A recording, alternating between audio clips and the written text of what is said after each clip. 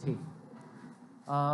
ये क्वेश्चन कहता है DPS 1 का ये पहला क्वेश्चन है ना, बोलता है कि in general metallic ropes are suspended from the carriers to the ground which takes inflammable material. मतलब हुआ कि मतलब जनरली बोलो, जनरली मेटेलिक रोप्स का क्या मतलब हुआ? मेटल की बनी हुई कोई रस्सी होगी, है ना, तो उसको सस्पेंड कर दिया जाता है, यानी लटका दिया जाता है from the carriers to the ground. Carriers का मतलब वो लोग जो किसी चीज को कैरी करते हैं यानी ढोते हैं। तो किस चीज को ढोते हैं? Inflammable material. हाँ, इसको हिंदी में बोला जाएगा ज्वलनशील पदार्थ, जिसमें आसानी से आग पकड़ ले। जैसे मान लीजिए कि पेट्रोल हो गया, डीजल हो गया, ये सब हो गया, है ना। हाँ, तो ऐसे मटेरियल्स को ढोने वाले जो कैरियर्स हैं उसमें मेटल की रस्सी को लटका दिया जाता है टू दी ग्राउंड, और ले जाके उसको जमीन से टच करा दिया जाता है। अरे बोलो ना। तो जमीन से टच करा दिया जाता है और पूछ रहा है कि इसका रीजन क्या है ना बाबू। तो ये हम लोग क्लास में बहुत डिटेल में पढ़े हैं। हम लोग जानते हैं कि जैसे मान लीजिए ये कोई इनफ्लेमेबल मटेरियल को धोने वाली गाड़ी है, तो देख रहे हैं इसकी मेटालिक बॉडी से एगो मेटल का रस्सी बांध के और जमीन से टच करा दिया गया है कि नहीं। क्या रीजन है इसके पीछे का?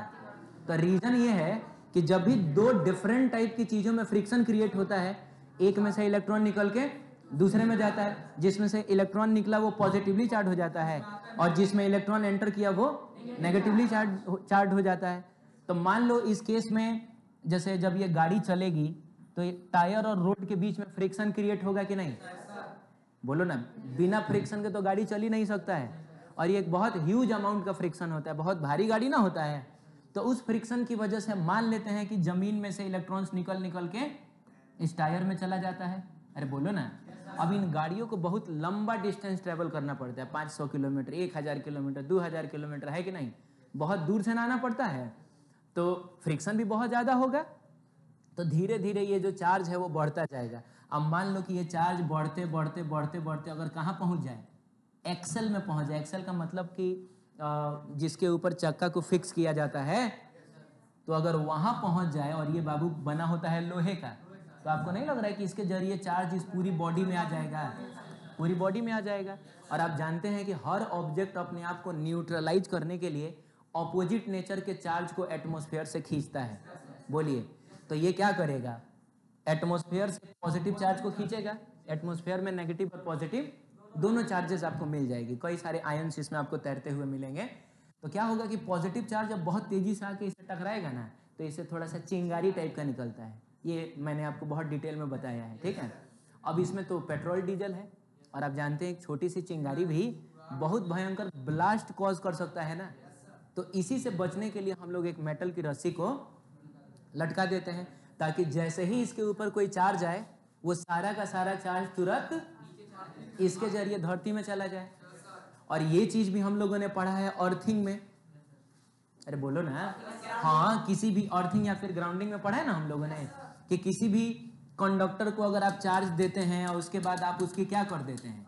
अर्थिंग कर देते हैं, तो ये सारा चार्ज तुरंत इस तार के जरिए जमीन में चला जाएगा कि नहीं? ये न्यूट्रल हो जाएगा। ठीक है, तो मतलब इसका कौन सा ऑप्शन सही है?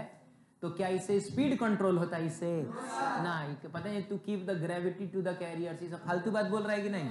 इसका मेन मकसद है to keep the body of the carrier in contact with the earth. इसका मेन मकसद होता है बॉडी की अर्थिंग।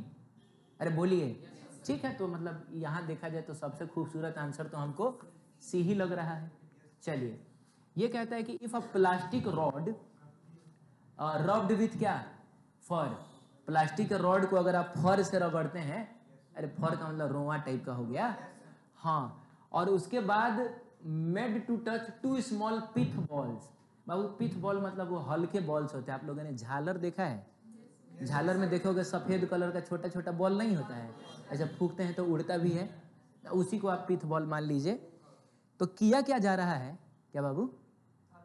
हाँ, थर्मोकोल का होता है, ठीक है।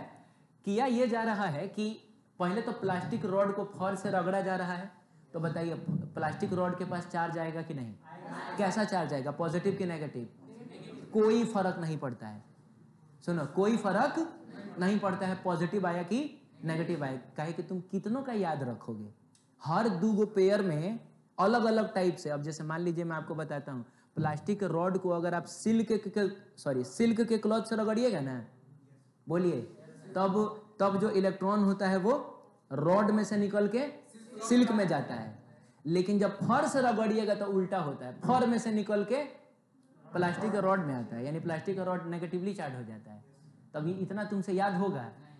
तो यहाँ पर कॉन्सेप्ट ये है ही नहीं कि प्लास्टिक का रॉड के पास पॉजिटिव चार्ज आएगा कि नेगेटिव, लेकिन कोई चार्ज तो आएगा ना। अब एक काम करिए, 2 गो पिथ बॉल लटका हुआ है, तो अगर कोई चार्ज वार्ज अगर इनके पास नहीं है तो ऐसा ही ना लटका रहेगा। ए बोलो ना यार। अब हमने कहा कि इसको चार्ज किया, ले जाके इसको सटा दिए, तो जो भी चार्ज इसके पास होगा इसके पास भी आ गया, फिर इसमें ले जाके सटा दिए तब इसमें भी आ गया। तो कहने का मतलब इस पर पॉजिटिव चार्ज हो चाहे नेगेटिव चार्ज हो, जब दोनों से सटाएंगे तो या तो दोनों पे पॉजिटिव चार्ज आएगा और बाबू ना तो दोनों पे नेगेटिव चार्ज आएगा। तो पॉजिटिव पॉजिटिव भी एक दूसरे को रिपेल करेगा, नेगेटिव नेगेटिव भी एक दूसरे को रिपेल करेगा। यानी थोड़ी देर के बाद का जो सिचुएशन होगा वो ऐसा हो जाएगा कि नहीं, बोलो।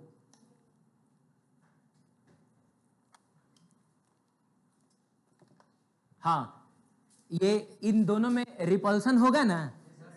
अरे कोई फर्क नहीं पड़ता है कि दोनों पे पॉजिटिव चार्ज है कि दोनों पे नेगेटिव चार्ज है, लेकिन रिपल्सन तो होगा। और रिपल्सन होगा का मतलब हुआ कि सिचुएशन कैसा हो जाएगा, इस टाइप का हो जाएगा।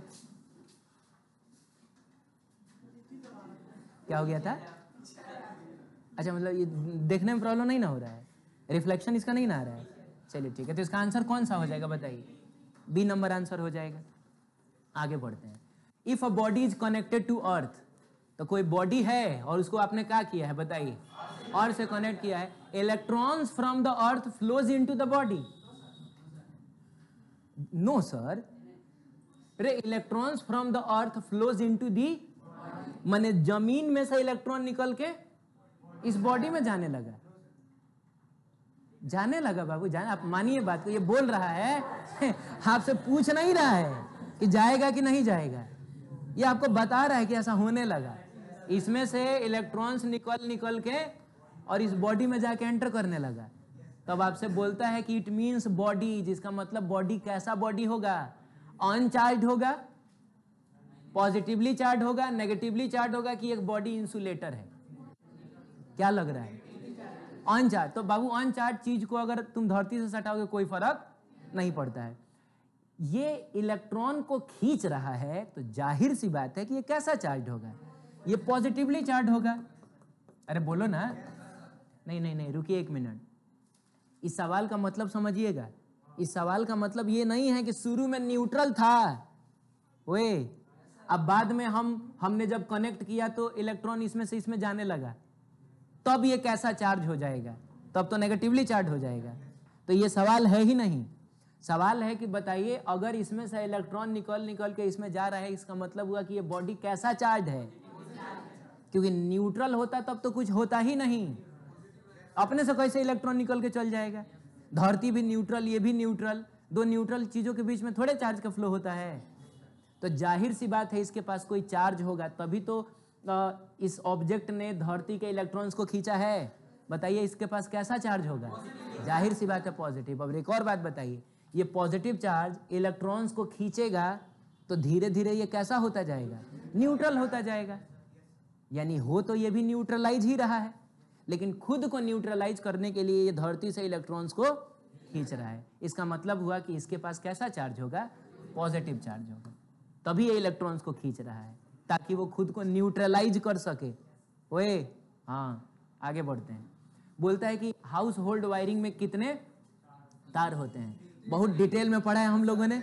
लाइव वायर, न्यूट्रल वायर और अर्थ वायर। लाइव वायर को बाबू जैसे मान लीजिए कोई इलेक्ट्रिकल अप्लायंस है, मान लो आयरन वायरन है, बोलो ना, तो लाइव वायर को कहाँ रखा जाता है? 220 वोल्ट पे। न्यूट्रल वायर को कहाँ रखा जाता है? 0 वोल्ट पे। और यही ना सर्किट का हिस्सा होता है। आप जानते हैं current flows from high potential to, माने करंट को लाता है, ये करंट को ले जाता है। तीसरा तार कहाँ कनेक्टेड होता है? इसकी बॉडी से कनेक्टेड होता है, ताकि गलती से अगर कहीं तार कट जाए और करंट आए तो करंट के रूप में चार्ज ही ना आता है। अब मान लो यहाँ पर बाबू तार कट गया है, तो ये चार्ज तुरंत पूरे कंडक्टर पे फैल जाएगा कि नहीं? और उस केस में अगर आप इसको छूते हैं और आपने चप्पल नहीं पहना है, तो ये चार्ज आपकी बॉडी के थ्रू कहाँ जाएगा? अर्थ में, जिससे आपको झटका लगेगा, क्योंकि आपकी बॉडी में चार्ज का फ्लो होने लगा। चार्ज के फ्लो को करंट बोला जाता है, तो आपको करंट लगेगा ना। तो इसीलिए हम पहले ही से इसको कनेक्ट करके रखते हैं, ताकि जैसे ही कोई चार्ज इसकी बॉडी में आए वो सारा चार्ज तुरंत अर्थ में चला जाए, ये अपने आप को तुरंत न्यूट्रलाइज कर ले। और उस केस में आप इसको छुइएगा तो आपको बहुत कम झटका लगेगा, क्योंकि ज़्यादातर चार्ज उधर से जाएगा, बहुत कम चार्ज आपकी बॉडी से जाएगा, क्योंकि आपकी बॉडी एक बहुत खराब कंडक्टर है। इस तार के रेस्पेक्ट में आपकी बॉडी एक बहुत खराब कंडक्टर है, बोलो ना। तो हो सकता है कि 99% चार्ज इधर से निकल जाए, 1% चार्ज आपकी बॉडी से जाए। अरे बोलो। तो इसका सही आंसर है 3 तार होता है, लाइव, न्यूट्रल और क्या? Earth wire. इसको अर्थ वायर कहा जाता है, ठीक है। चलिए, in charging by induction, charging by induction याद है? हाँ, जिसमें हम लोग ऐसा ही देखे थे कि जैसे मान लो कोई स्फीयर है, अब इसको हमको चार्ज करना है, तो याद है इसके सामने हम लोग एक पॉजिटिव चार्ज ला के रखे थे। तो ये करेगा क्या? इसके अंदर के फ्री इलेक्ट्रॉन्स को खींच के यहाँ जमा कर देगा कि नहीं? तो यहाँ इलेक्ट्रॉन्स की अधिकता नेगेटिव चार्ज, इधर इलेक्ट्रॉन की कमी तो पॉजिटिव चार्ज। अरे बोलो ना। तो देखो बाबू, यहाँ इलेक्ट्रॉन्स का फ्लो हुआ है ना। अरे बोलो। हाँ ठीक है, वेरी गुड। उसके बाद क्या होगा? ये इसको तो पकड़ के रखेगा, लेकिन ये इसको तो धक्का ना दे रहा है, लेकिन ये लोग आके रुक गए हैं क्योंकि बाउंड्री खत्म हो गई। जैसे ही आप इसकी अर्थिंग करिएगा तो आपने रास्ता दे दिया इनको भागने का, तो इस रास्ते के जरिए लोग भाग जाएंगे।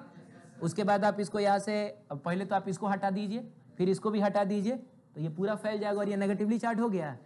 इस प्रोसेस में बताना कि क्या चार्जेस का एक्चुअल फ्लो हुआ है।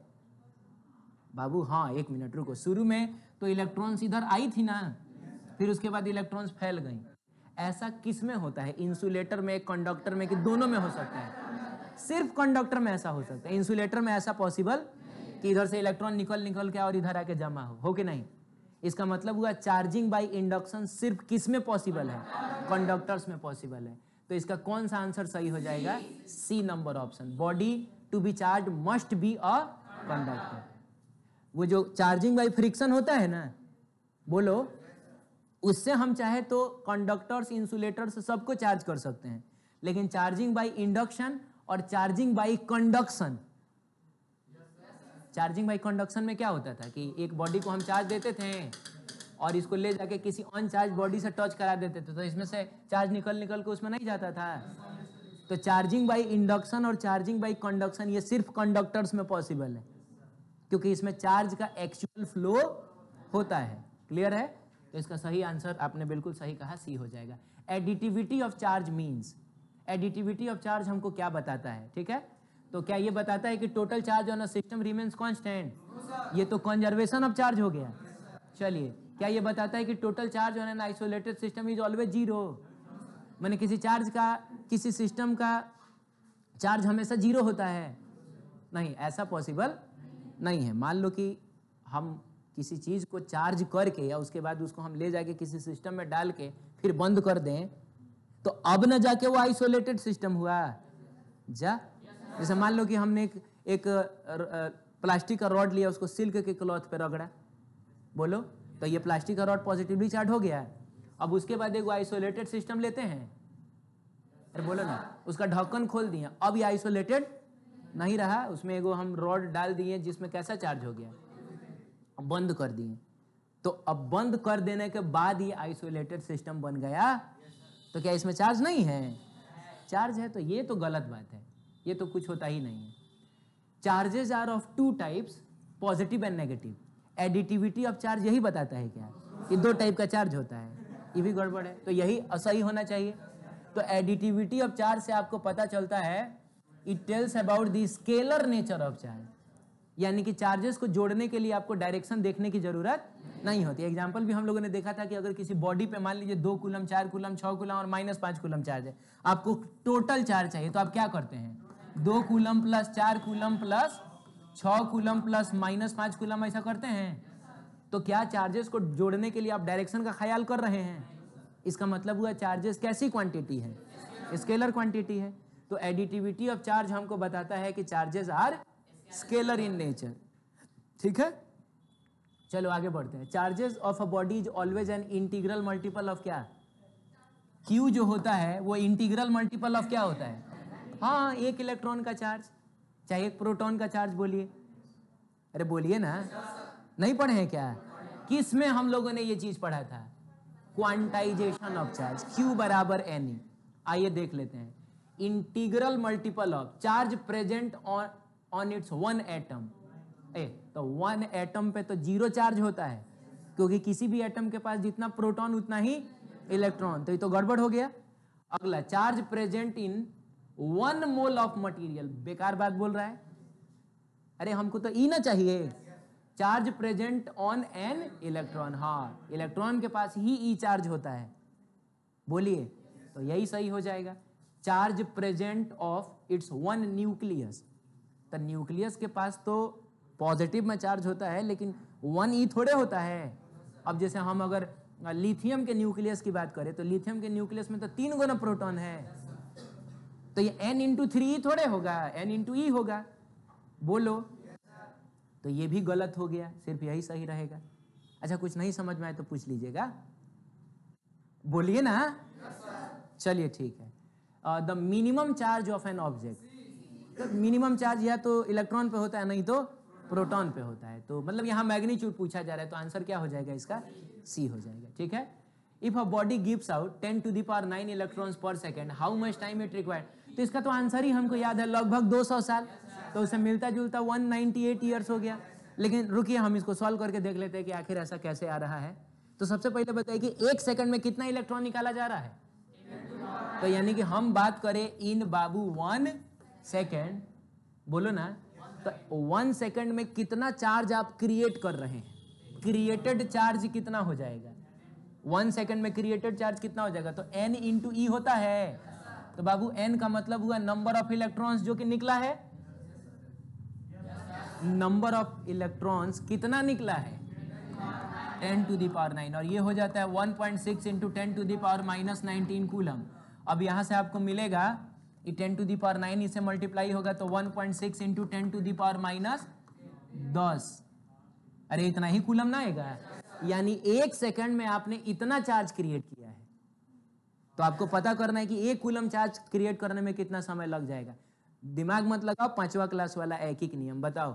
1.6 × 10⁻⁻19 कूलम चार्ज क्रिएट होता है कितने टाइम में?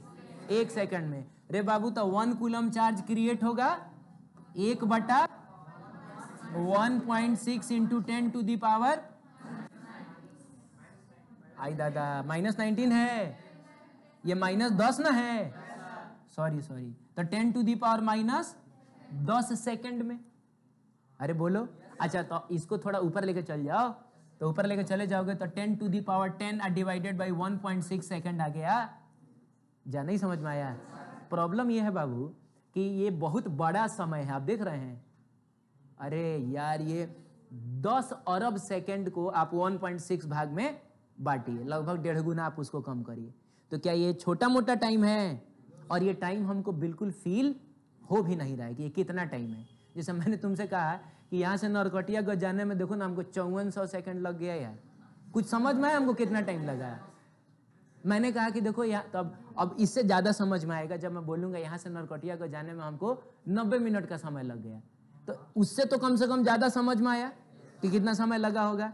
लेकिन सबसे बढ़िया समझ में आएगा जब मैं आपको बोलूँगा यहाँ से नरकटियागंज जाने में हमको 1.5 घंटा लग गया। ये सबसे अच्छा समझ में आया। मैं मानता हूँ कि सेकंड ऐसा यूनिट है, लेकिन यहाँ पर ये प्रैक्टिकल यूनिट नहीं है। अरे बोलो ना। हाँ, मैं मानता हूँ कि सेकंड ऐसा यूनिट है, लेकिन यहाँ से नरकटियागंज जाने के लिए जो समय मुझको बताना है, उसके लिए सेकंड प्रैक्टिकल यूनिट घंटा है। अरे बोलो ना। हाँ, अब तुमसे मैं तुम्हारा एज पूछूं कि तुम्हारा उम्र कितना है, अब तुम हमको बोलो कि सर मेरा उम्र जो है 5,57,845 सेकंड है। कुछ नहीं समझ में आया।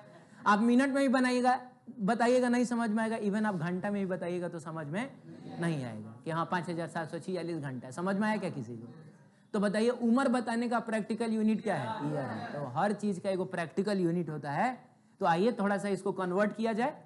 तो सबसे पहले सेकंड कन्वर्ट होगा तो किस में? सेकंड किस में? सेकंड एक बार आवर में, पहले मिनट में, तो 60 से डिवाइड करो, 60 से डिवाइड करते ही ये सेकंड किस में बदल जाएगा, मिनट में बदल जाएगा। अभी रुक, अभी मिनट में भी ये फील नहीं होगा तुमको, बहुत बड़ा समय है ये, तो 60 से और डिवाइड करिए, अभी घंटा में बदल गया, ये भी फील नहीं होगा, तो रुकिए, तब एक के बार 24 से डिवाइड करिए ताकि ये दिन में बदल जाए, फील तो ये भी नहीं होगा। तो आप इसको 365.25, क्योंकि एक साल का मतलब होता है 365 दिन, लगभग 6 घंटा के करीब में होता है। तो 6 घंटा एक दिन का 1/4 ही ना है, 1/4 का मतलब होता है 0.25, तो इसीलिए मैंने ये लिखा है। तो जैसे यहां तक तो हमने दिन में कन्वर्ट कर लिया था, साल में कन्वर्ट करने के लिए 365 से डिवाइड करना पड़ेगा। अब ये कन्वर्ट हो चुका है किसमें, ईयर में, और जब आप इसको सॉल्व करिएगा 198.18 आता है, तो 18 और कितना आ जाएगा, ईयर आ जाएगा। आप समझ रहे हैं, यानी कि अगर 1 सेकंड में आप 1 अरब इलेक्ट्रॉन निकाल रहे हैं, तो इससे इस ऑब्जेक्ट में तब भी आपको 1 कूलम चार्ज क्रिएट करने में कितना समय लग जाएगा, 198.18 का मतलब लगभग 200 साल लग जाएगा। क्लियर है, तो ये चीज याद रखिएगा, ठीक है। फिर बोलता है कि the number of electrons that must be remove from an electrically neutral silver dollar to give it a charge of +2.4 coulomb. मिला जुला के आपको कितना चार्ज क्रिएट करना है, 2.4 कूलम चार्ज क्रिएट करना है, और आपको पता करना है कि कितने नंबर ऑफ इलेक्ट्रॉन्स निकालने पड़ेंगे, यानी आपको n की वैल्यू निकालनी है। आप जानते हैं q बराबर कितना होता है, ne, तो n बराबर हो जाएगा q/e। q का मतलब 2.4 कूलम, e का मतलब 1.6 इंटू 10⁻⁻19 कूलम से कूलम कैंसिल होगा, डेसिमल से डेसिमल गायब हुआ, 8 से जाएगा 2 बार में, 8 से जाएगा 3 बार में, 3/2 1.5 होगा, और 10⁻⁻19 ऊपर जाएगा 10⁻19 बनेगा, 1.5 इंटू 10⁻19 कौन सा है, तो बी नंबर ऑप्शन इसका करेक्ट है। ठीक है, तो ये था आपका डीपीएस नंबर 1।